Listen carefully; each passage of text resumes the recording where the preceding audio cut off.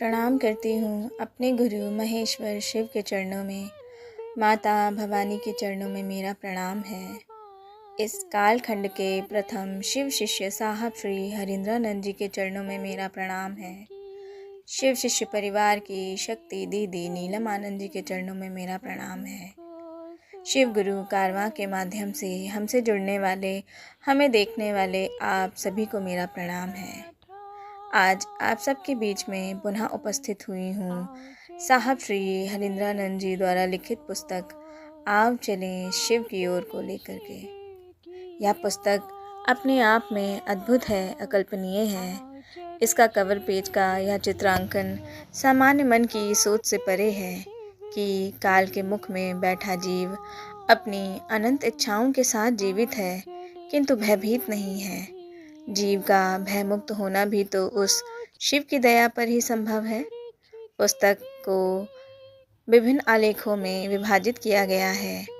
पुस्तक के सभी आलेखों के माध्यम से इतिहास, धर्म, दर्शन, साहित्य, अंक विज्ञान, कुंडलिनी, नमः शिवाय जैसे दुरूह आध्यात्मिक विषयों पर बात की गई है।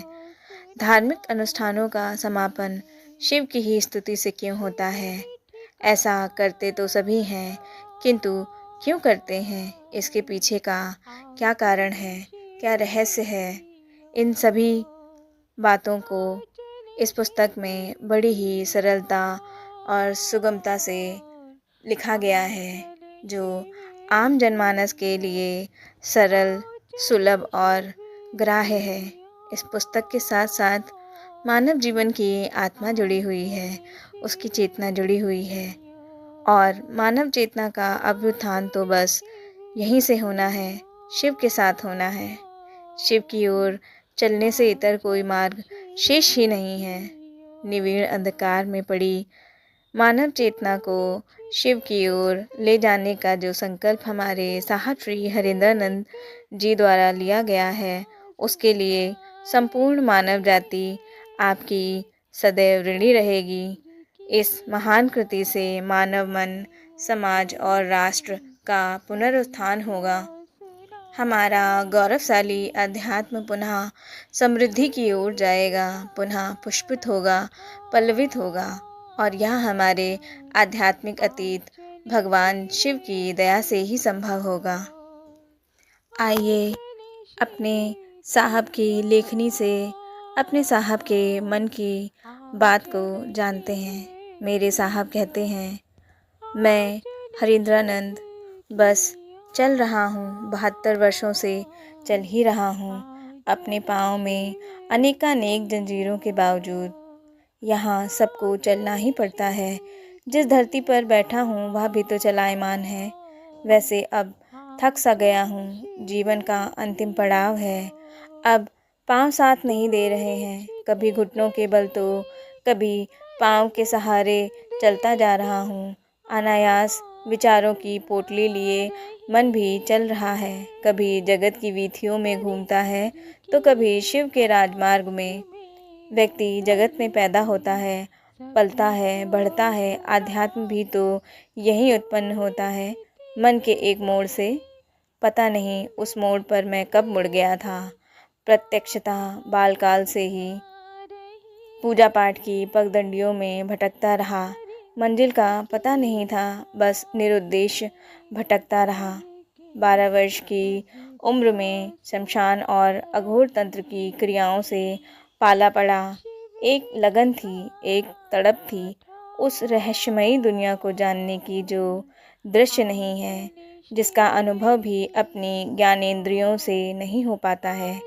अनजाने कारणों से बाल्यकाल से ही अपने आसपास घटने वाली घटनाओं को देखकर उन घटनाओं के अज्ञात सूत्रधार को जानने की प्रबल उत्सुकता कालक्रम में पाथेय बन गई। शिव की तस्वीरों पर साइफन की मदद से पानी गिराता मेरा बचपन विश्व के अनेकानेक दर्शन, वादों व सिद्धांतों की कलई चढ़ता वयस्क हुआ।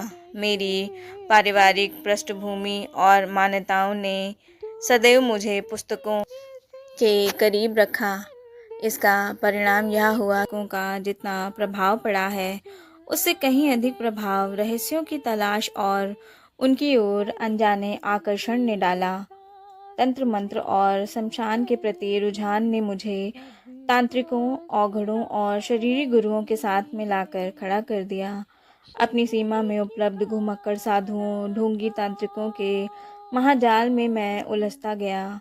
कुछ अच्छे गुरु भी मिले, किंतु चाहत थी कुछ जानने की, अप्रत्याशित को समझने की। लेकिन 12 वर्षों तक हुआ वही ढाक के 3 पात। मरुस्थल में विशाल बालुका राशि के मध्य एक सादृल भूमि की खोज, यही थी मेरी मृत तृष्णा। इसी खोज में एक युग बीत चुका था और उम्र के 2 युगों का अवसान। शमशान और तथाकथित साधुओं से विरक्ति तो हो ही चुकी थी। बस एक आदत सी थी मध्य रात्रि में शमशान के घने अंधेरे में थोड़ी देर के लिए बैठना। एक दिन मध्य रात्रि को बिहार राज्य के एक शमशान में भयानक डरावनी अंधेरी रात को एक विचार मेरे प्रताड़ित मन में प्रवेश करता है कि गुरु अगर ईश्वर हैं, साक्षात परब्रह्म है, तो ईश्वर गुरु क्यों नहीं? सुन रखा था भगवान शिव को ईश्वर कहते हैं। मेरे दुखी मन ने विवशता में इसी तर्क के आधार पर भगवान शिव को अपना गुरु मान लिया। आध्यात्म में तथाकथित सूत्रधारों जिनके संसर्ग में मैं आया था, उनकी संगति ने विगत 12 वर्षों में मेरे विश्वास की धज्जियां उड़ा दी थी। अविश्वासी मन ने तर्क के आधार पर शिव को गुरु माना तो अवश्य था, लेकिन उन पर कोई भरोसा नहीं था। बस एक निरुपाय व्यवस्था थी मेरे मन में। कालांतर में मेरे गुरु शिव की दया से अब तक धारित आध्यात्मिक विचारों में परिवर्तन होने लगा था। मैं समझ नहीं पा रहा था कि यह सब कैसे हो रहा था। जहाँ कुछ भी प्रत्यक्ष नहीं था, जैसे बच्चे की युवावस्था बस आ जाती है, जहाँ कुछ भी सायास नहीं होता। घटनाओं का ऐसा क्रम चला कि भगवान शिव मुझे अच्छे लगने लगे। मैं बिहार प्रशासनिक सेवा का अधिकारी हो चुका था। मन संशय के बादलों से आच्छादित था, किंतु अक्सर प्रकाश की किरणों के साथ बिजली भी कौंध जाती थी। विगत 5 वर्षों के अंतराल के उपरांत संशय समाप्त हो चुका था। मन यथार्थ में शिव को गुरु स्वीकार कर चुका था। मैं संपर्क में आए लोगों को नमः शिवाय करने को कहता था, पर शिव को गुरु मानने के लिए नहीं कहता था। आया 1980 का दशक। शिव से बिना किसी प्रयास के प्राप्त लौकिक पारलौकिक उपलब्धियां मन में शिव के प्रति आवेश उत्पन्न करती जा रही थी। हालांकि बचपन से ही मेरी लौकिक चाहत छोटी ही रही है, आवेश भावावेश में बदल चुका था। मैंने सानिध्य में आए व्यक्तियों से स्वतः शिव को अपना गुरु बनाने का अनुरोध करना प्रारंभ किया। मैं समझ चुका था कि शिव को अपना गुरु मानने की दिशा में मात्र मन ही साधन है। व्यक्ति के मन में शिव को अपना गुरु मानने का संकल्प यदि लंबे समय तक स्थिर रहता है तो किसी बाह्य साधन की कोई आवश्यकता नहीं है। मन में इसी संकल्प को एक ठहराव देने के निमित्त प्रकारांतर में 3 सूत्र मेरे द्वारा निरूपित हुए। तीनों सूत्रों के आविर्भाव एवं एकीकरण में मेरे गुरु शिव की मात्र दया रही, जिसे मैंने विगत 2-3 दशकों में अनुभूत किया। अब महागुरु महादेव की दया से शिव शिष्यता व्यापक हो चली है। घर बाहर दोनों तरफ से मेरे उठ रहे कदमों की चाल पर तीक्ष्ण बाण चलते रहे हैं। जिस प्रकार व्यवस्था में मैंने शिव को अपना गुरु बनाया था, उसी प्रकार आज भी शिव से जुड़े रहने की व्यवस्था है। फर्क बस इतना है कि प्रारंभ में अविश्वास, अश्रद्धा और संशय से मन ग्रस्त था, और अब शिव के आकर्षण में मुझ में मानव चेतना के अभ्युदय की जिद है, और इसके लिए मात्र एक ही विकल्प दिखता है, उस महागुरु शिव को अपना गुरु बनाना। मन समझने लगा है कि शिव तो एक ही हैं एवं उनके विभिन्न स्वरूपों का फैलाव शास्त्र एवं समाज में मुखरित है। मार्ग शिव शिष्यता का है और मंजिल है भगवान शिव स्वयं।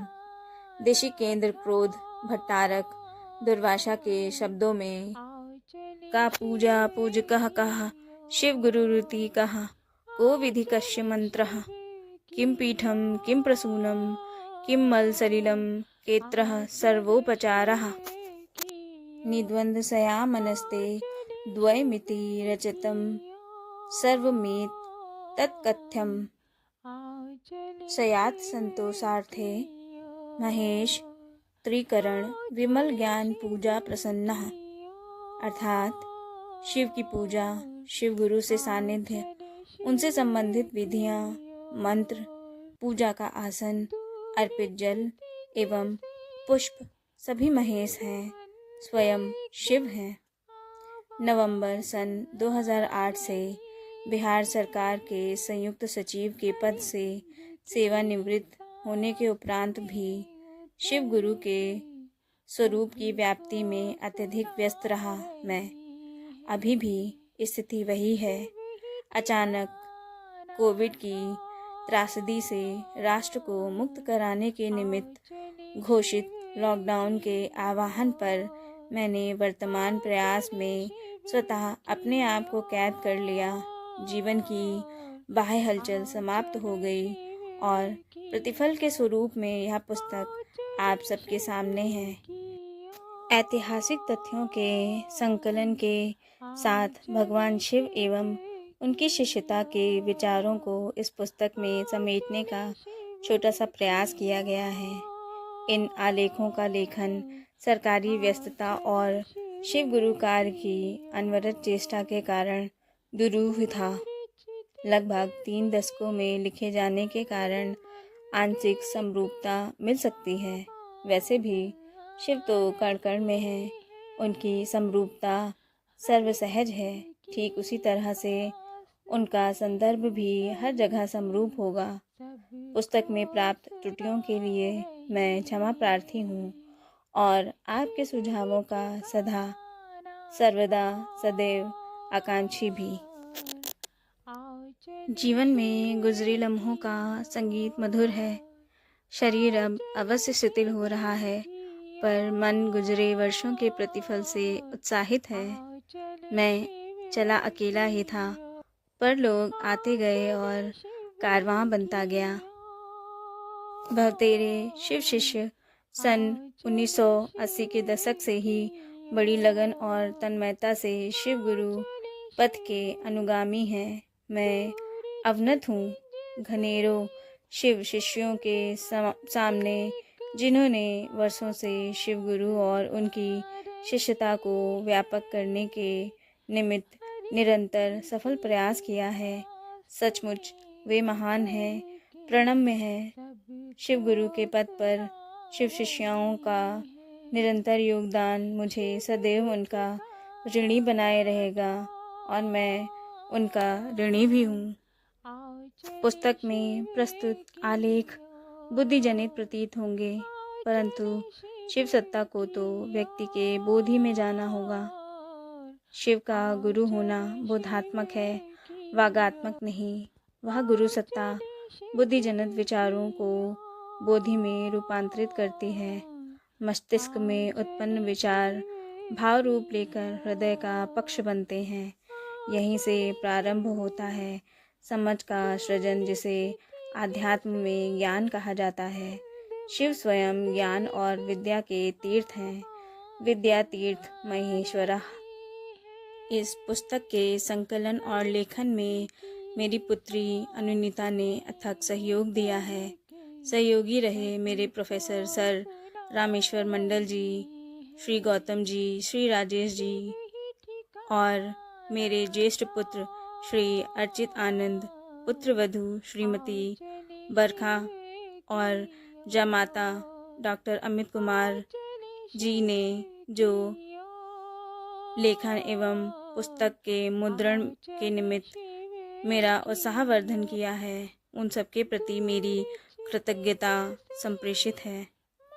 मैं नहीं जानता संसार की दिशा दशा शिव के बगैर कैसी होगी, पर मुझे यह अनुभूत है कि शिव के साथ यह सृष्टि मानवता सबल होगी, सक्षम होगी, सुवासित होगी।